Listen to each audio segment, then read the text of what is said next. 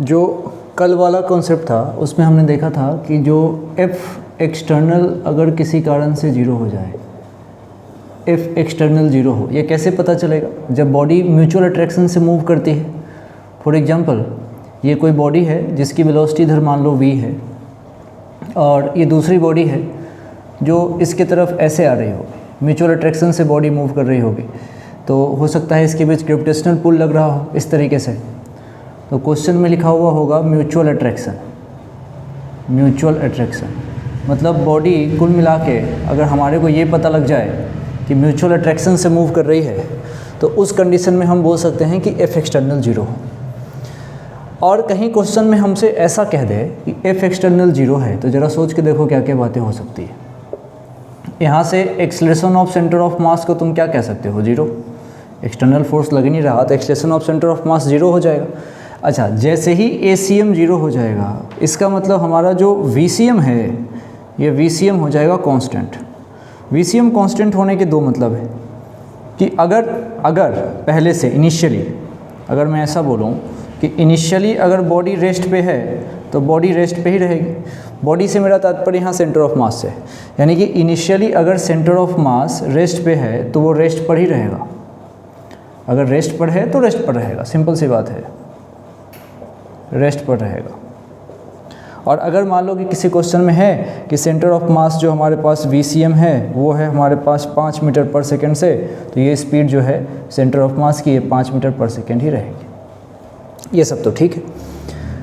इसी में एक स्पेशल केस होता है कि कभी कभी क्वेश्चन में वो कहते हैं कि पहले से बॉडी रेस्ट पे है। जैसे कोई सवाल हो और कहे कि हमारे पास दो तरह की बॉडी है, म्यूचुअल अट्रैक्शन लग रहा है लेकिन शुरुआत में दोनों बॉडी रेस्ट पे है। अगर ऐसा कुछ आ जाए कि इनिशियली दो बॉडी है, म्यूचुअल अट्रैक्शन लग रहा है और शुरुआत में दोनों बॉडी जो है वो रेस्ट पे है, यानी कि मैं क्या कहना चाहता हूँ, देखो मैं कहना चाहता हूँ कि अगर ये इसको V1 बोलोगे और इसको V2 बोलोगे तो तुम V1 बराबर V2 इसको कर दोगे जीरो, इसको कर दोगे जीरो, मतलब शुरुआत के दिनों से बॉडी जीरो पे है। अच्छा, तो अगर मैं यहाँ से VCM लगाता तो मैं यहाँ पे लिखता M1 V1 प्लस लिखता M2 V2 और नीचे लिखता यहाँ से M1 प्लस M2। अब चूँकि शुरुआत के दिनों में दोनों बॉडी रेस्ट पे है तो M1 इंटू जीरो लिखता प्लस यहाँ से M2 इंटू जीरो लिखता, नीचे दोनों को जोड़ता। ओवरऑल कहानी क्या बन जाती? जीरो। मतलब मेरा VCM क्या हो जाता? जीरो। ये हम कैसे बोल पाए कि इनिशियल कंडीशन हमारे पास क्वेश्चन के अंदर गिवन था कि इनिशियली दोनों रेस्ट पे, तब ऐसा हुआ। और फोर्स कैसा है? म्यूचुअल अट्रैक्शन है। ये वर्ड जहाँ जहाँ देखो तुम आराम से कह सकते हो कि जो हमारा एफ एक्सटर्नल है वो है जीरो। इसमें मुझे कोई दिक्कत नहीं है। और क्या इसमें बेहतर सोच सकते हैं? जब VCM जीरो हो गया, जब मेरे पास ये VCM निकल के जीरो आ गया, इसका मतलब मैं यहाँ से कह सकता हूँ कि सेंटर ऑफ मास मूव ही नहीं करेगा। इसका मतलब क्या है? तो इस VCM बराबर जीरो का मतलब है कि जो हमारा सेंटर ऑफ मास है ये सेंटर ऑफ मास तो मूव ही नहीं करेगा, ये मूव ही नहीं करेगा। अच्छा, इसको थोड़ा अगर समझदारी वाली लैंग्वेज में बोले तो हम यहाँ से बोल सकते हैं कि सेंटर ऑफ मास का जो डिस्प्लेसमेंट है वो होगा zero. Centre of mass move नहीं करेगा तो ठीक है, लेकिन उसका डिस्प्लेसमेंट होगा जीरो। अच्छा, इसको और बेहतर तरीके से बोल सकते हो कि जो यहाँ से डेल्टा XCM आएगा वो आएगा जीरो। अब ये डेल्टा XCM को कैसे समझा जा सकता है? मेरे पास रिलेशन है XCM का M1 X1 प्लस है M2 X2, नीचे है मेरे पास M1 प्लस M2। इसी में डेल्टा लगा दो तो ये बन जाएगा तुम्हारा delta XCM equals to M1 into delta X1 plus यहाँ से बन जाएगा M2 इंटू डेल्टा X2 और नीचे बन जाएगा तुम्हारा M1 प्लस M2। अब तुम इसको अगर आगे देखो तो ये कैसे बन के तैयार हो रहा है। देखो, ये डेल्टा XCM हमारा हो गया जीरो, तो तुम जैसे इसको जीरो पुट करोगे तो ये क्रॉस मल्टीप्लाई होने से M1 M2 तो ख़त्म। तो मेरे पास एक रिलेशन आ रहा है M1, पूरा अगर ऐसे लिखूँ इसको, रिलेशन आ रहा है M1 delta X1 equals to आ जाएगा मेरा M2 डेल्टा X2, या फिर एक काम करो इसमें प्लस लगा लो, इसको लिख दो जीरो। तो M1 delta X1 plus M2 delta X2 बराबर जीरो। ये तुम तभी कह सकते हो जब सबसे पहली बात एफ एक्सटर्नल जीरो हो और इनिशियली दोनों बॉडी रेस्ट पे हो, तब जाके ये बात करी जा सकती है। इस पे सवाल होते हैं और खूब सारे सवाल होते हैं, एक एक करके हम क्वेश्चन कर सकते हैं। तो इसको पहले हटाओ और क्वेश्चन को तरीके से समझो। इसमें एक तो प्लैंक वाला सवाल होता है, प्लैंक वाले सवाल के बाद से फिर कई वेराइटीज़ है इसको करने की। तो कंक्लूजन अभी तक का ये है कि हमने एक चीज़ यहाँ से कर लिया कि m1x1 प्लस m2 x2 का सम जो है उसको हम 0 बोल सकते हैं, rather m1 delta x1 plus m2 delta x2 के सम को 0 बोल सकते हैं। यहाँ से एक बात अपने को समझ में आ जाती है। इस पे एक सवाल होता है, इस पे एक क्वेश्चन होता है, लिख लो इसको। ये है सवाल AIPMT 2010 का, लिखो। A man of mass 50 kg, a man of mass 50 kg is standing in a gravity free space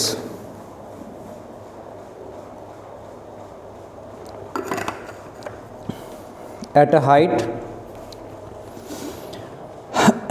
10 meter above the floor, 10 meter above the floor। कुल मिला के बात अभी तक ये है कि एक मेरे पास फ्लोर है, ये हमने इसको फ्लोर बना दिया, ये हमारे पास फ्लोर है, और यहाँ से कुछ हाइट पर एक आदमी यहाँ से ऐसे खड़ा है। आदमी की हाइट नेग्लिजिबल मानी, ये आदमी इस तरीके से खड़ा है। ध्यान देने वाली बात ये है कि ये आदमी जो खड़ा है ये ग्रेविटी फ्री रीजन में खड़ा है, यहाँ से कुछ हाइट पर, और क्वेश्चन में ये हाइट पहले से दे रखी है 10 मीटर की।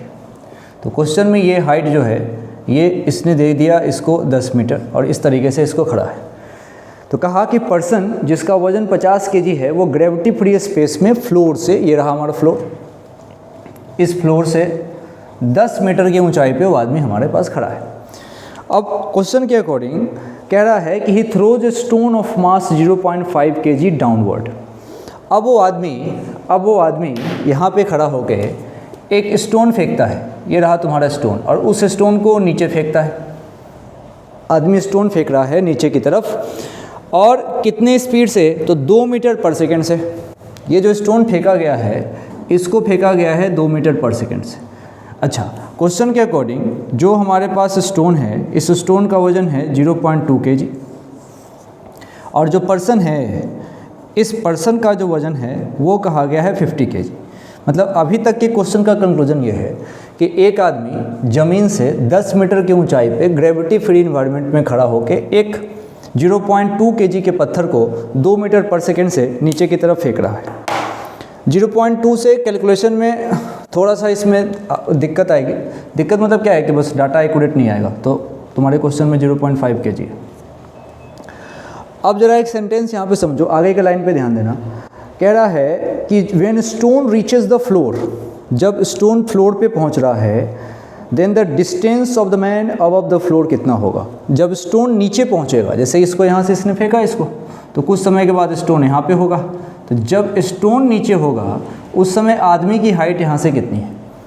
बिल्कुल तुम इसको समझ सकते हो। कैसे? इसको तुम समझ सकते हो, जब आदमी कोई बुलेट फायर करता है तो बुलेट को आगे फायर करता है तो उसको झटका पीछे, जड़ पीछे की तरफ लगता है। तो उस आदमी ने 2 मीटर पर सेकेंड से जब इसको नीचे की तरफ फेंका होगा पत्थर को, तो उस पत्थर को नीचे की तरफ थ्रो किया होगा, इसको जड़ ऊपर लगा होगा, तो ये आदमी हो सकता है कि कुछ ऐसे यहाँ पे पहुँच जाए, थोड़ी और ऊंचाई पे पहुँच जाए, थोड़ी और ऊंचाई पे पहुँच जाए। कितनी ऊंचाई मुझे पता नहीं, तो हमने इसका नाम दे दिया वाई, हमने इसका नाम दे दिया वाई। तो ज़मीन से कितना ऊंचा पहुँचा? तो ज़मीन से पहुँच गया 10 + y, और यही क्वेश्चन तुमसे चाहता है कि तुम 10 + y की वैल्यू बता दो कि कितनी होगी। एक बात तो क्लियर है कि आदमी पत्थर फेंकेगा नीचे और उसको जड़ लगेगा पीछे, और आदमी चूँकि ग्रेविटी फ्री में है तो ज़मीन से y हाइट तक ऊपर चला जाएगा। यही बात इसने पूछी। सबसे इम्पोर्टेंट बात जो यहाँ का पंच लाइन है वो है ग्रेविटी फ्री। ग्रेविटी फ्री का सीधा मतलब है कि यहाँ पे F एक्सटर्नल लग ही नहीं रहा। जब F एक्सटर्नल नहीं लग रहा, यहाँ पे तुम कह सकते हो कि यहाँ पे F एक्सटर्नल बराबर 0, F एक्सटर्नल बराबर 0। और दूसरी बात कि इनिशियली रेस्ट पे ही था सब कुछ, सोच के देखो, इनिशियली सब कुछ रेस्ट पे था। अब यहाँ से दो बातें, एक एफ एक्सटर्नल 0 और दूसरी बात कि इनिशियल ये रेस्ट पे था। यहाँ से मुझे बात समझ में आती है कि अगर ये दोनों कंडीशन वैलिड हो तो मैं वहाँ से कह सकता हूँ m1 delta x1 plus m2 delta x2 और इसके सम को मैं कह सकता हूँ 0। ये बात मुझे यहाँ से समझ में आ जाएगी। m1 delta x1, m2 delta x2 और इसके सम को मैं 0 कह सकता हूँ। आराम से इसको सोच के करा जा सकता है, कोई दिक्कत वाली बात नहीं। अब बात है कि दो बॉडी है, एक आदमी है और एक पत्थर है। तो मान लो हमने m1 से मैन को रिप्रेजेंट कर दिया और m2 से इस स्टोन को रिप्रेजेंट कर दिया। साइन कन्वेंशन इंपॉर्टेंट होगा इसमें, इसीलिए मानो नीचे वाले डायरेक्शन को हमने माइनस जे कैप निगेटिव ले लिया और ऊपर कोई जा रहा है उसको प्लस जे कैप पॉजिटिव ले लिया। ऐसे लिख सकते हो। अब बस कुछ मत करो, इसके डाटा को पुट करो, आंसर आएगा। जैसे m1 मतलब आदमी कितने का है, 50 किलो का। उसका डिस्प्लेसमेंट x1 कहाँ हुआ मुझे पता नहीं, तो चलो हमने इसको 50y लिख दिया।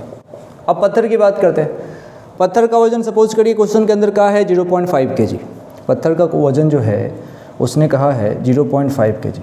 अब रही बात x2 की, तो x2 तो पत्थर की बात है। पत्थर कितना गया, y डिस्टेंस ऊपर गया है, तो तुम उसको बोलोगे अच्छा पत्थर को अल्टीमेटली वो यहाँ से नीचे की तरफ फेंक रहा था, तो पत्थर तुम्हारा नीचे आया होगा। कितना नीचे आया होगा, देखो 10।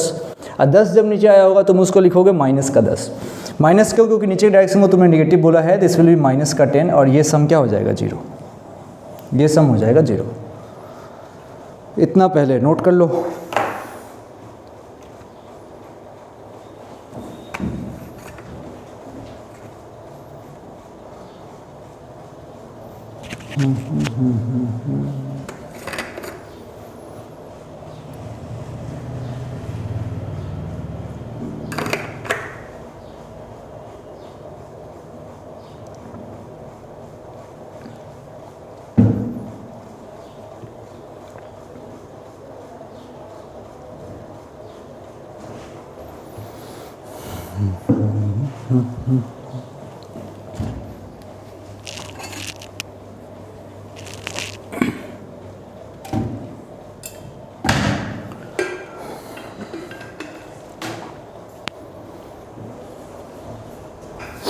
ठीक है, जब ये नोट हुआ तो तुम देख सकते हो यहाँ से तुम बड़े आराम से y की वैल्यू फाइंड कर सकते हो। बताओ y कितना है, खुद से करो इसको। y कितना है देख लो, आसान है। y कितना आ जाएगा हमारे 0.1 मीटर, तो y is 0.1 metre, first class, no problem. सही है, y मेरा 0.1 मीटर है। लेकिन इसने तो y थोड़ी ना पूछा, इसने पूछा आदमी कितना ऊपर गया। तो ठीक है ना भाई, जोड़ दो इसमें। तो मेरा आंसर कितना है, मेरा आंसर चूँकि फ्लोर से पूछा गया है तो मेरा आंसर होगा 10 प्लस y। बोले तो 10 प्लस 0.1 यानी कि 10.1, ये मेरा आंसर है। तो मेरा आंसर 10.1 है। बढ़िया सवाल है। हमने सोचा कैसे ऐसे। कुछ लोग इसको मोमेंटम कंजर्व करके भी करते हैं, बिल्कुल कर सकते हैं यहाँ पे, लेकिन इससे मुझे बड़ा आसान लगता है। सेंटर ऑफ मास है कॉन्सेप्ट, हम इतनी मेहनत से पढ़ रहे हैं सेंटर ऑफ मास, तो इसका यूज़ तो करें। तो क्या किया हमने ultimately, you can see ultimately इसके अंदर हमने क्या किया है, हमने सबसे पहले पकड़ ली इसी बात, ये एफ एक्सटर्नल 0 है। दूसरी बात मैंने पकड़ ली कि सेंटर ऑफ मास रेस्ट पे है। जहाँ ये दो बात तुम पकड़ लो, external force 0, centre of mass rest, फट से इसको लगाइए। काम आसान है, इजी तरीके से होगा और सब कुछ जो है आसान तरीके से हो जाएगा। मेरे ख्याल से आपको कुछ भी यहाँ कठिन नहीं लगा होगा। अब आपको एक शानदार सवाल कराता हूँ, बहुत बड़ा सवाल है, AIPMT 2015 का। AIPMT 2015 का सवाल है, इसके ऊपर गौर फरमाएं। इसको करता हूँ मैं, AIPMT 2015 क्वेश्चन ही है। आज क्वेश्चन करेंगे, चैप्टर खत्म हो जाएगा। अगला चैप्टर जो है रोटेशन आएगा। रोटेशन की शुरुआत अपन कल से कर रहे हैं। आज सेंटर ऑफ मास का आखिरी दिन है, जिसमें अपन एक तो ये क्वेश्चन करेंगे, इसके बाद से प्लैंक वाले 2 सवाल कर लोगे, फिर आराम से हम अगले चैप्टर के लिए जा सकते हैं। ये क्वेश्चन क्या कह रहा है, लिखना सवाल कह रहा है कि 2 spherical bodies of mass m and 2m। ठीक है, एक एक डायग्राम भी बनाते चलता हूँ। 2 स्फेरिकल बॉडी है, 2 स्फेरिकल बॉडी है। ठीक है भाई, कोई दिक्कत नहीं। 2 स्फेरिकल बॉडी, 2 स्फेरिकल बॉडी। इस स्फेरिकल बॉडी का मास m और इस स्फेरिकल बॉडी का मास 5 है। m और 5m मास की दो बॉडी हमको दे दी। रेडियस ही बड़ा शानदार है, पहले का रेडियस दे रखा है r और दूसरे का रेडियस दे रखा है 2r, इसका रेडियस दे रखा है 2r। अकॉर्डिंग टू क्वेश्चन जो इनका सेपरेशन है ना, किसका, सेंटर का, अच्छा एक का सेंटर यहाँ पकड़ो, दूसरे का सेंटर यहाँ है, इनके बीच के सेंटर का सेपरेशन क्वेश्चन में है 12r, इस पे ध्यान देना है। तो इनके बीच का सेंटर का सेपरेशन जो है वो है 12r। ये कब है, इनिशियली, और क्वेश्चन के अकॉर्डिंग इनको फ्री स्पेस में रखा है, क्वेश्चन के अकॉर्डिंग इनको रख दिया इसने फ्री स्पेस में। अभी तक की कहानी का सार क्या है समझिए, हमारे पास दो स्फीयर हैं, एक का रेडियस r है, दूसरे का रेडियस 2r है, एक का मास m है, दूसरे का मास 5m है, और रख दिया हमने फ्री स्पेस में। और इस तूफानी तरीके से रखा कि इसके सेंटर और इसके सेंटर के बीच की दूरी, मान ला इसका सेंटर C1, इसका सेंटर C2, बीच की दूरी 12r है, इस स्टाइल में है, इसको इसने रख दिया। अब चाहता क्या है सुनिएगा, अब कह रहा है कि they attract each other due to gravitational force. ठीक है भाई, इसने ग्रेविटेशनल फोर्स के कारण अट्रैक्ट किया। अच्छा, ग्रेविटेशनल फोर्स का मतलब यहाँ पे सबसे इंपॉर्टेंट बात क्या है, इसने एक टर्म यूज़ किया है ग्रेविटेशनल फोर्स। अब ग्रेविटेशनल फोर्स के कारण जब ये अट्रैक्ट हुआ होगा, इसका मतलब ये तो इनका म्यूचुअल फोर्स है। ये देखते ही मैं कह सकता हूँ कि यहाँ पे F एक्सटर्नल बराबर हमारा 0 है, F एक्सटर्नल 0 है, F एक्सटर्नल 0 है।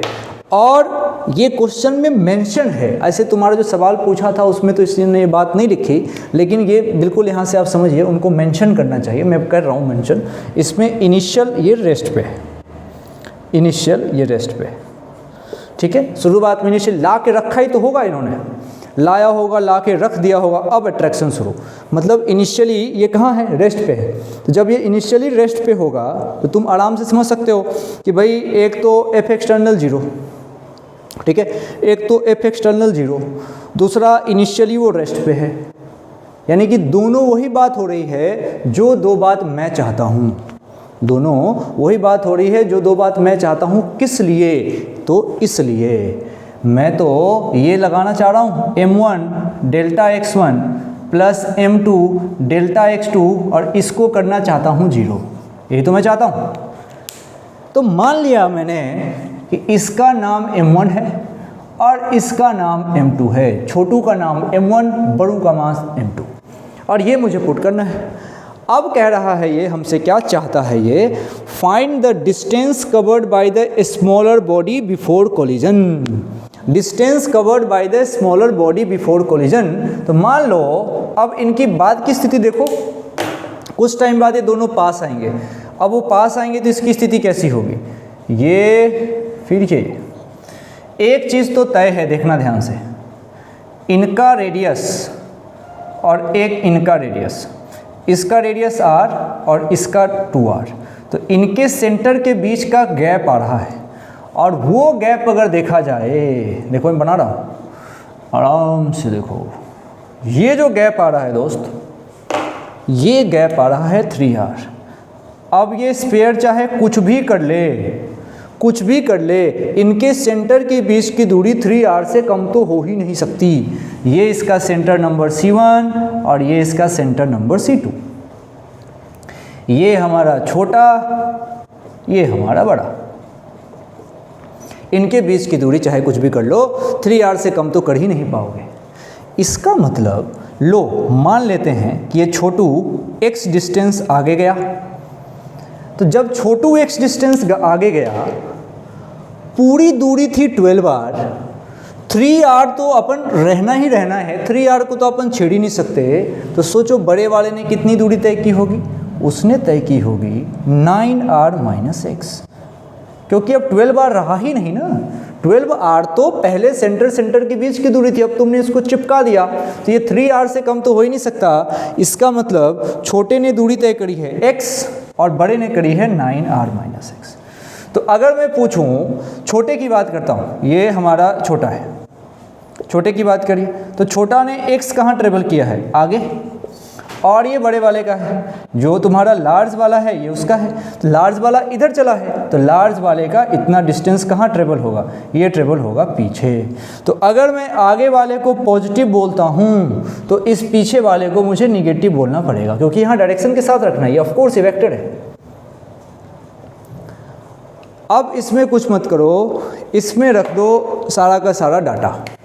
सब डाटा रखते ही बात बन जाएगी। जैसे कैसे, m1 हमने बड़े वाले को कहा है जिसका मास है कैपिटल M, और बड़े वाले का मास अगर कैपिटल M है तो बड़े वाले का डिस्प्लेसमेंट जो लिया है तुमने वो लिया है माइनस ऑफ, देखना 9r माइनस x, ये माइनस में लोगे, प्लस m2 तुम्हारा छोटा है।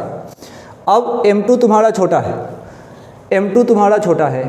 अच्छा जरा सोचो, m2 को तुम मूव करा रहे हो तो इसका मास तो तुम ले लो m, और छोटा वाले को तुमने आगे मूव कराया है x, तो ये हो जाएगा प्लस का x, और ये सम जो है ये सम हमारा 0 आएगा। तो इसकी कंडीशन यहाँ से ये हो जाएगी, इसमें कोई दिक्कत वाली बात नहीं है, इसमें कोई दिक्कत वाली बात नहीं है। मेरे ख्याल से ये बात क्लियर है। और इसके अकॉर्डिंग जब यहाँ से x को सॉल्व किया जाएगा तो x की वैल्यू आ रही है 7.5r। तो यहाँ से x सॉल्व करना बहुत आसान है, मल्टीप्लाई करें विल गेट द आंसर। तो x इक्वल्स टू आएगा 7.5r। ये x फाइंड करने का तरीका सबसे इंपॉर्टेंट ये स्टेप है, इसको आराम से नोट कर लो। मेरे ख्याल से बात बहुत आसान है, समझ सकते हो, कोई दिक्कत वाली बात इसमें नहीं है। तो एक बार इसको नोट कर लो।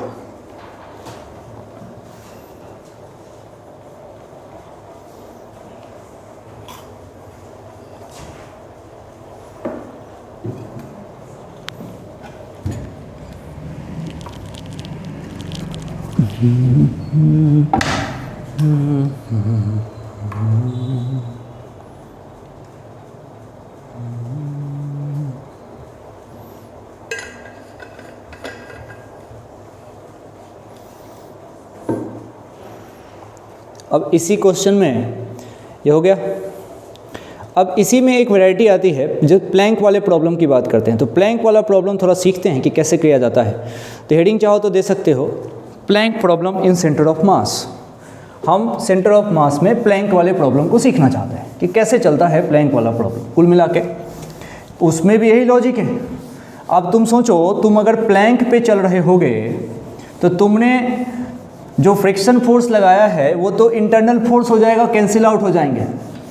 तुम पे फ्रिक्शन अगर आगे लगेगा तो प्लैंक पे फ्रिक्शन पीछे लगेगा, दोनों कैंसिल आउट हुए, बात खत्म। यानी कि आदमी अगर प्लैंक पे चल सकता है तो बिकॉज ऑफ फ्रिक्शन, और वो भी फ्रिक्शन यहाँ इंटरनल हो जाएंगे, बाहर से कोई फोर्स लग नहीं रहा। तो प्लैंक वाले सवाल में भी तुम इसी स्टाइल में कर सकते हो। तो थोड़ा सा प्लैंक वाले क्वेश्चन को देखो तरीके से कैसे कर सकते हो। आओ समझते हैं। ये कंडीशन है, आराम से दे दिया सवाल। एक क्वेश्चन कंसीडर करो जिसमें प्लैंक की लंबाई ले लो 10 मीटर, यानी कि जो यहाँ से यहाँ तक का डिस्टेंस लोगे ये ले लो तुम 10 मीटर, और इस प्लैंक का खुद इस प्लैंक का जो मास रखिए वो रख लो तुम 60 kg। 60 kg प्लैंक का मास रख लो। तो मैं यहाँ लिख देता हूँ, जो मास अपन प्लैंक की लेने जा रहे हैं वो है हमारे पास 60 kg, mass of Planck 60 kg। जब मास ऑफ प्लैंक 60 kg है और इस प्लैंक के ऊपर एक आदमी रख दो, ये आदमी आ गया, इस आदमी का वजन ले लो 40 kg। इस आदमी का वजन ले लो 40 kg। अब मैं तुमको लैंग्वेज लिखाता हूँ। ये प्लैंक है, ये आदमी इसके ऊपर चलेगा। अब लैंग्वेज लिख लो, लिखो पर्सन ऑफ मास 40 kg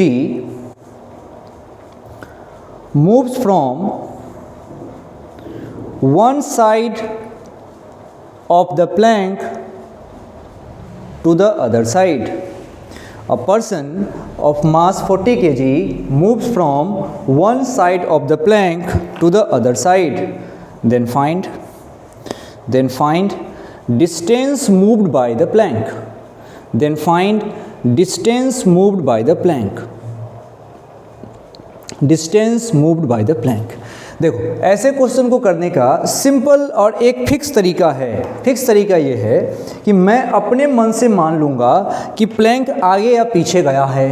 अब मैं जैसे क्वेश्चन सॉल्व करने के लिए आया, मुझे ऐसी फीलिंग आ रही है थोड़ी सी, तुमको भी आ रही होगी कि प्लैंक जब आदमी आगे जाएगा तो प्लैंक पीछे जाएगा, मुझे ऐसा लग रहा है। अब लगने न लगने से फ़र्क ही नहीं पड़ता, क्योंकि अगर जो मैं मानूंगा अगर वो गलत हो गया तो बस साइन चेंज होगा, मैग्नीट्यूड में कोई फ़र्क नहीं पड़ेगा, सिर्फ और सिर्फ साइन चेंज होगा। तो तुम क्या कर सकते हो, देखो तुम अपने मन से मान लो कि मेरा ये प्लैंक जो है ये x डिस्टेंस पीछे चला गया।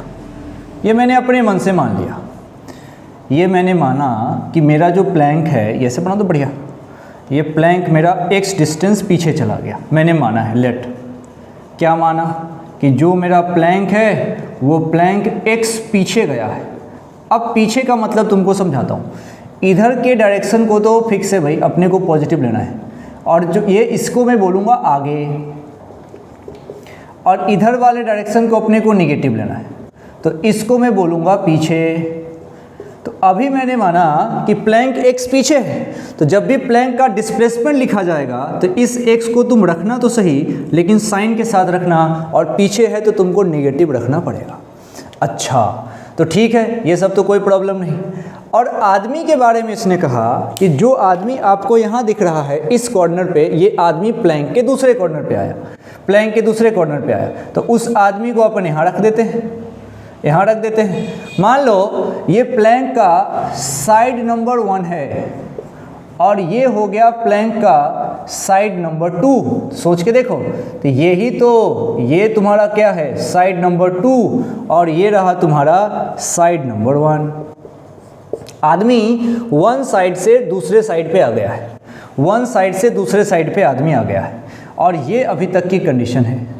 तो हमें क्या क्या लिखना चाहिए? सबसे पहली बात तो मुझे ये समझ लेना चाहिए कि यहाँ पे F एक्सटर्नल नहीं लग रहा।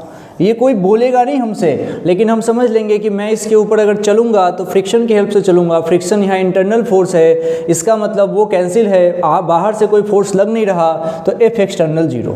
अब F एक्सटर्नल 0 है, और दूसरी कंडीशन देखो, इनिशियली जो सेंटर ऑफ मास था वो रेस्ट पे ही तो था, सब कुछ रेस्ट पे है शुरुआत के दिनों में। अब आदमी ने चलना शुरू किया। अब सोच के देखो, जब F एक्सटर्नल 0 हो, पहली condition, initially centre of mass rest पे हो, तो हमको पता है कि जो डेल्टा XCM होता है, यानी कि सेंटर ऑफ मास का डिस्प्लेसमेंट ही नहीं होगा। मतलब ये है कि मेरा क्वेश्चन इससे बनेगा, M1 delta x1 plus M2 साथ में डेल्टा x2, और इसके सम को 0 कर दूंगा। हाँ वेक्टर है, इसका ध्यान रखना है। अब वेक्टर में भी कोई तूफानी है नहीं भाई, आगे के डायरेक्शन को पॉजिटिव, पीछे के डायरेक्शन को नेगेटिव, मेरा काम खत्म। अब आ जाओ, हमने तो मान लिया कि प्लैंक हमारा x पीछे गया, यहाँ था x पीछे गया, तो ये दूरी कितनी, x होगी, ये दूरी x होगी। आदमी कितना चला, सोचो, आदमी यहाँ से यहाँ चला गया है, तो ये दूरी कितनी होगी? देखो अगर तुम यहाँ से कैलकुलेट करो, ये कैलकुलेट करो, ये पूरा 10 है क्या? देखो सोचो, इसको मिला के देखो, ये पूरा का पूरा, ये पूरा मिला के देखो, ये ऐसा, ये पूरा 10 था, उस 10 में से तुमने x तो यहाँ खर्च कर दिए, तो ये कितना बचा, 10 - x। इसमें इतना क्या है, जो ये 10 - x किसके हिस्से में गया है? ये 10 - x चला गया उस पर्सन के हिस्से में। मतलब पर्सन पहले यहाँ पे था, बाद में आगे गया है। पर्सन की कहानी थी कि पहले मेरा पर्सन यहाँ था, बाद में मेरा ये पर्सन यहाँ चला गया है। तो लेट प्लैंक का डिस्प्लेसमेंट तो x पीछे है, परंतु वो जो पर्सन है वो पर्सन कहाँ गया है, आगे कितना गया, 10 - x। तो बस इन दोनों को पुट करो और फटाफट तुम यहाँ से आंसर लिख सकते हो। इसको एक बार नोट कर लो, चाहो तो साथ साथ भी कर सकते हो। मान लो आदमी की बात करते हैं, पर्सन की बात करते हैं, तो पर्सन कहाँ गया, तो भाई 10 - x कहाँ, तो आगे। पर्सन ओवरऑल इधर ही चल रहा है, पर्सन आगे चल रहा है, प्लैंक पीछे चल रहा है। अब मैं लगा देता हूँ फार्मूला। मैं लगाता हूँ फार्मूला बड़ा सिंपल। मान लो तुमने प्लैंक को कहा है m1, प्लैंक को तुमने m1 से डिनोट किया और पर्सन को तुमने m2 से डिनोट किया। अब पूरी पिक्चर इधर है कि भाई m1 into delta x1 vector के साथ plus m2 into delta x2 इनका सम होगा 0। ठीक है भाई, m1 मैंने प्लैंक को बोला है और प्लैंक का मास देखिए, प्लैंक का मास क्वेश्चन में 60 kg दिया था। तो m1 प्लैंक है तो लिखो 60, प्लैंक को तुमने पीछे मूव कराया है तो माइनस का x, प्लस m2 पर्सन कितना है 40, पर्सन किधर मूव किया 10 माइनस एक्स आगे की तरफ, तो प्लस ऑफ 10 माइनस एक्स हो जाएगा, इनका सम हो जाएगा 0, इनका सम हो जाएगा 0। तो कुल मिला के जब तुम इसको सॉल्व करोगे तो देख लो कितना आ रहा है, 40 गुना 10 400 और उसके बाद में 40x और यहाँ पे आ गया माइनस का 60x। जब इसको सॉल्व करोगे तुमको x की वैल्यू आ जाएगी 4। इसको नोट कर लो, x की वैल्यू 4।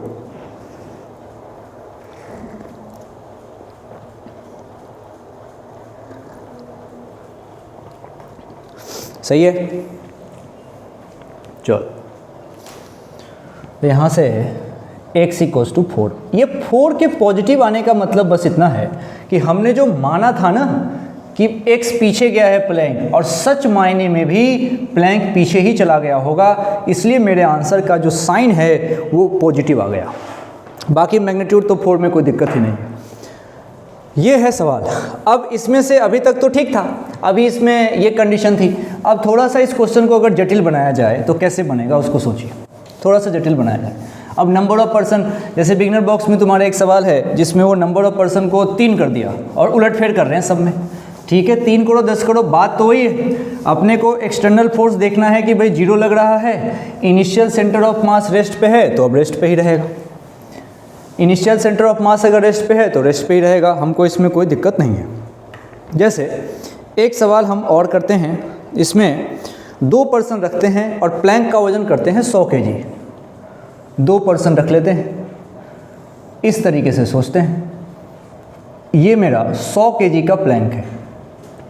एक आदमी यहाँ रखो और एक आदमी यहाँ रखो, 2 आदमी रखते हैं, डायग्राम साथ साथ ड्रॉ करो। 2 आदमी रखते हैं, एक आदमी एक कॉर्नर पे, दूसरा आदमी दूसरे कॉर्नर पे। पहले आदमी का नाम A और दूसरे नाम का आदमी का नाम B रख लो। इसका नाम रख लो A और इसका वजन मानो 40 kg। इसका नाम रख लो B और इसका वजन मानो 60 kg। इस तरीके से प्लैंक मतलब क्या, सिंपली पानी के अंदर कोई नाव है बस, और ये इस तरीके से रखा हुआ है। ये पूरी कहानी है अभी तक की। अब क्वेश्चन कहता है कि A and B interchange their position. Question के अकॉर्डिंग A दौड़ के इधर भाग गया और B दौड़ के इधर भाग गया, इंटरचेंज कर रहे हैं पोजीशन। जब A एंड B इंटरचेंज कर रहे हैं पोजीशन तो हमको निकालना है डिस्प्लेसमेंट ऑफ प्लैंक। बताओ, हमारा टारगेट है, पहले हमने डिस्प्लेसमेंट निकाला था प्लैंक का तो x इक्वल्स टू 4 सेंटीमीटर आया था। यहाँ पे भी ये कह रहा है कि डिस्प्लेसमेंट ऑफ प्लैंक बताओ कि भाई डिस्प्लेसमेंट ऑफ प्लैंक कितना होगा। कब? जब A और B अपने पोजीशन को इंटरचेंज कर रहे हैं तब। तो बात बहुत आसान है, वही सारा स्टेप रिपीट होगा। हम प्लैंक को अपने हिसाब से आगे या पीछे मान लेंगे, कोई दिक्कत इसमें नहीं है। थोड़ा सा इसके डायग्राम को ऐसे थोड़ा खींच लो, थोड़ा अच्छा लगता है, डाटा रखने में आसानी होती है। थोड़ा इसको वर्टिकल लाइन खींच लिया कीजिए। अब अपने मन से कुछ तुमको एज्यूम करना पड़ेगा। पहले तुम देखो प्लैंक वाला सवाल है तो F एक्सटर्नल 0 ही होगा, initially centre of mass rest पे होगा। उसके चक्कर में चूंकि F एक्सटर्नल नहीं है तो A एक्सटर्नल भी नहीं होगा, यानी कि ACM एब्सेंट है तो VCM हमारा क्या होगा, कांस्टेंट। कांस्टेंट मतलब पहले 0 था तो बाद में भी 0, तो ये फॉर्मूला लगेगा। अब यहाँ 2 के लिए लिखा हुआ है, अभी हम 3 के लिए लिखेंगे। अब लेकिन समझना पड़ेगा एक एक चीज़ करके। तो सबसे पहला स्टेप जो मेरे मन में आएगा वो आएगा कि प्लैंक का डिस्प्लेसमेंट किधर। तो जो हमारा प्लैंक है, हमने माना कि प्लैंक अब की बार x आगे चला गया है, कुछ भी मानो, अभी एक पीछे से कर लिया, एक आगे मान के कर लेते हैं। हमने मान लिया कि प्लैंक चला गया x आगे। अच्छा, तो प्लैंक जब x आगे जाएगा तो इसका डायग्राम कैसा बनाएंगे आप समझिए। ये इसकी डायग्राम की स्थिति है। ये इसके डायग्राम की स्थिति है। अब की बार तुमने क्या किया है, सोच के देखो, तुमने प्लैंक को x आगे भेज दिया, तो प्लैंक को तुमने x आगे भेजा। अब देखो आगे बोलोगे तो साइन के हिसाब से आपको पॉजिटिव बोलना चाहिए, इसमें मुझे कोई दिक्कत नहीं है। अच्छा, यानी कि अगर मैं यहाँ से दूरी लिखना शुरू करूँ तो बताओ ये दूरी कितनी हो रही है, x, इसमें मुझे कोई दिक्कत नहीं है। अब पर्सन को पकड़ते हैं, जो a नाम का पर्सन था वो तो इस एंड पे आएगा, इसने पोजीशन इंटरचेंज किया है, ये वाला यहाँ पहुँच जाएगा, ये रही a की स्थिति, a यहाँ पहुँचा हुआ है। अच्छा, और b वाला जो है, b इस कॉर्नर पे रहेगा क्योंकि इसने पोजीशन चेंज कर लिया है, तो b वाले की स्थिति अगर देखी जाए तो b वाला यहाँ है, a और b इधर, आराम से हम सोच सकते हैं। तो अब की बार 3 बार लिखना पड़ेगा। तो सबसे पहले a पे ध्यान देते हैं, जरा सोच के देखो a कितना मूव किया होगा, a कितना मूव किया होगा, देखो आराम से समझते हैं। ये पूरी दूरी, ये प्लैंक की दूरी है, ये प्लैंक की दूरी है। क्वेश्चन में प्लैंक की दूरी देनी चाहिए। अगर तुम सेम क्वेश्चन लो तो प्लैंक की दूरी है, हमने लिया था 10 मीटर, तो यहाँ पे भी 10 मीटर रख लेते हैं। तो प्लैंक की दूरी ये 10 मीटर है। अब पहले इतना डायग्राम बना के एक बार इसका सिचुएशन नोट कर लो, फिर एक एक करके डिस्प्लेसमेंट लिख सकते हैं, डिस्प्लेसमेंट लिख सकते हैं। एक तो हमने प्लैंक का पहले लिख लिया कि प्लैंक जाएगा x कहाँ, तो आगे, प्लैंक जाएगा x आगे। दूसरा किसका ले लेंगे, पर्सन नंबर a का, और तीसरा किसका लिख लेंगे, पर्सन नंबर b का, अपना काम बन जाएगा। तो एक बार इसको इतना नोट कर लो।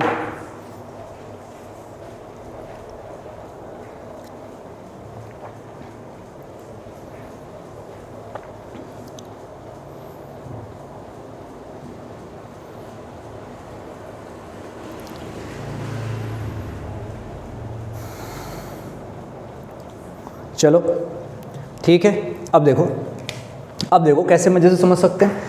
A पहले यहाँ था, फिर A यहाँ पहुँच गया, अरे वाह, सोच के देखिए। और ये पूरी दूरी कितनी थी, ये दूरी थी मेरे पास 10 मीटर की, ये दूरी 10 मीटर की थी, और ये दूरी कितनी है, x की। सोचना, A पहले यहाँ था, फिर A यहाँ पहुँचा, ये 10 प्लस x गया क्या, सोचो।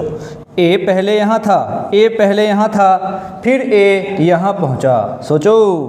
ये तो A के पहले की सिचुएशन है और A की बाद की सिचुएशन इतनी है, तो ये दूरी कितनी हो जाएगी, 10 प्लस x। तो A कितना गया, तो A गया 10 प्लस x, कहाँ, तो आगे। आगे बोले तो ये पॉजिटिव के साथ यूज़ करना है। अब चलो B का हाल देखें, B का, B पहले यहाँ था, B पहले यहाँ था, बाद में B यहाँ पहुँचा, तो B की बात यहाँ करता हूँ। तो B पहले तो यहाँ था और B बाद में यहाँ पहुँचा है, B बाद में यहाँ पहुँचा है, तो B ने तो सोचना, पहले यहाँ फिर यहाँ, पहले यहाँ फिर यहाँ, मतलब पीछे। अब कितना पीछे, तो भाई ये पूरा 10 था, ये x हट गया, तो ये तो 10 माइनस x गया है। लेकिन ये बोलना ज़रूरी है कि ये 10 माइनस x पीछे गया है, क्योंकि मैं इसको अगली बार में माइनस के साथ यूज़ करूँगा। तो b के लिए अगर डिस्प्लेसमेंट बोलोगे तो b मूव करता है 10 माइनस x, वो भी कहाँ, तो पीछे, पीछे मूव करता है। जब मुझे लिखना आ गया है उसके बाद तो कोई दिक्कत ही नहीं है, 1 2 3 जैसे दिया है वैसे अकॉर्डिंग हम नाम दे देंगे। प्लैंक का नाम हमने दिया है 1, तो मैं यहाँ इक्वेशन लिख देता हूँ, एक बार आप मिला लीजिए। इक्वेशन लिख लेता हूँ, साथ साथ लिखो, मिला भी सकते हो ऐसे।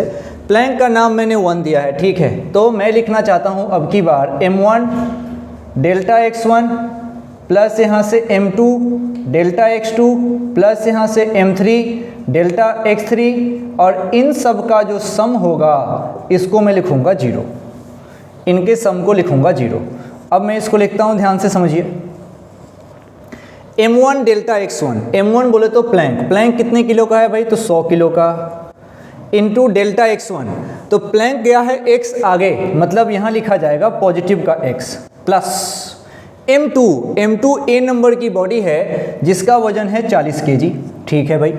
अब वो कहाँ गया है समझना, वो 10 प्लस x आगे गया है, तो उसको लिखा जाएगा प्लस का 10 प्लस x, ये प्लस यहाँ, ये प्लस यहाँ, प्लस लिखा है तो कोई आप समझ सकते हैं, इसको देखने की जरूरत नहीं।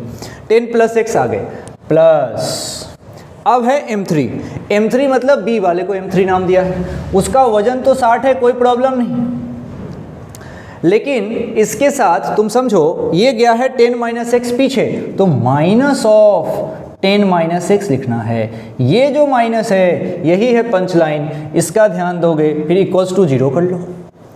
जैसे इक्वल्स टू 0 करो और फिर इसको सॉल्व करके देखो, देखो एग्जैक्टली वैल्यू क्या आएगी, एग्जैक्टली वैल्यू सॉल्व करके निकाल दीजिए, कर लो खुद से।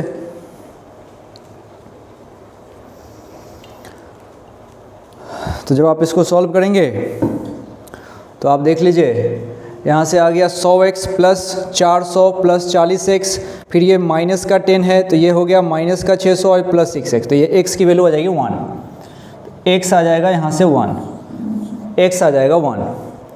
अब फिर से वही बात, इसके 1 होने का मतलब है कि हमने जो कहा था कि प्लैंक x आगे गया वो सही है, और प्लैंक का डिस्प्लेसमेंट हो गया है x आगे। तो ये जो अभी तक जो हमने देखा है ये सेंटर ऑफ मास के ऊपर के सवाल हैं, और इस तरीके से सेंटर ऑफ मास के सारे क्वालिटी क्वेश्चंस हमने कर लिए। अब जो अगला चैप्टर है वो होगा रोटेशन, जिसको हम कल करेंगे। बढ़िया है।